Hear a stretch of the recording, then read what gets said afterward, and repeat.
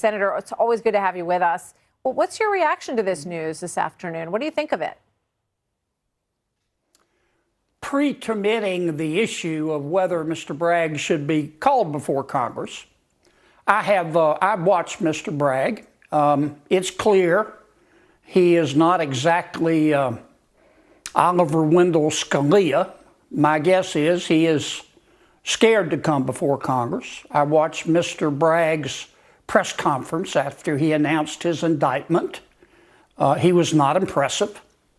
I have read his indictment.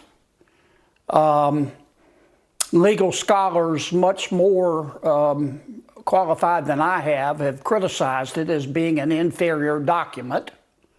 I read it. It looked to me like, as a legal product, someone knocked over a urine sample.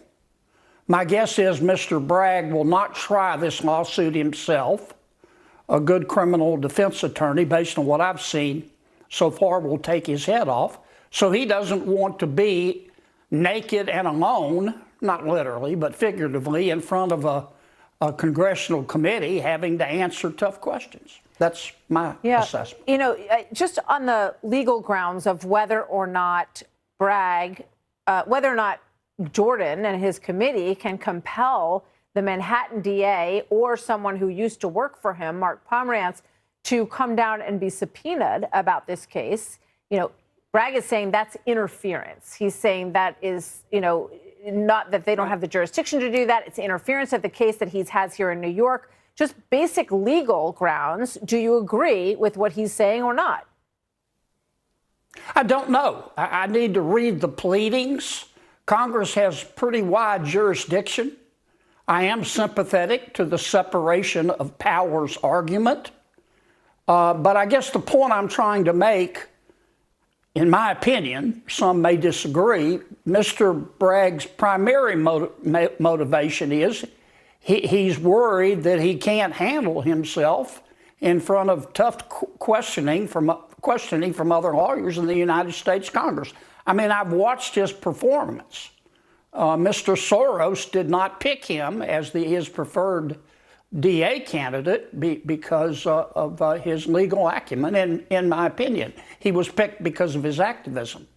So, you know, when you talk about that part of his story, of Alvin Bragg's story, I think one of the things that strikes a lot of New Yorkers when you watch this is they, you know, just came up with a 50-page suit against Jim Jordan while you watch crime rise double digits here in New York City. You know, in terms of what his mandate is as a DA in this city, and, you know, we see similar situations in cities across the country. Should this be the priority, Senator? In my opinion, no. Mr. Bragg is a politician first. He is not an impartial member of the criminal justice system. He has demonstrated that. He has ignored the rule of law in terms of prosecuting people who break the law in New York. And except with respect to the allegations about Mr. Trump, I think Mr. Bragg believes that cops are a bigger problem than criminals. I think Manhattan and New York is one of the greatest cities in the world, and Mr. Bragg is helping to destroy it, in my opinion. Is there anything they could throw at you legally that would convince you to drop out of the race? If you get convicted in this case in New York, no, I'd never drop out. No, I'd never drop. It's not my thing. I wouldn't do it.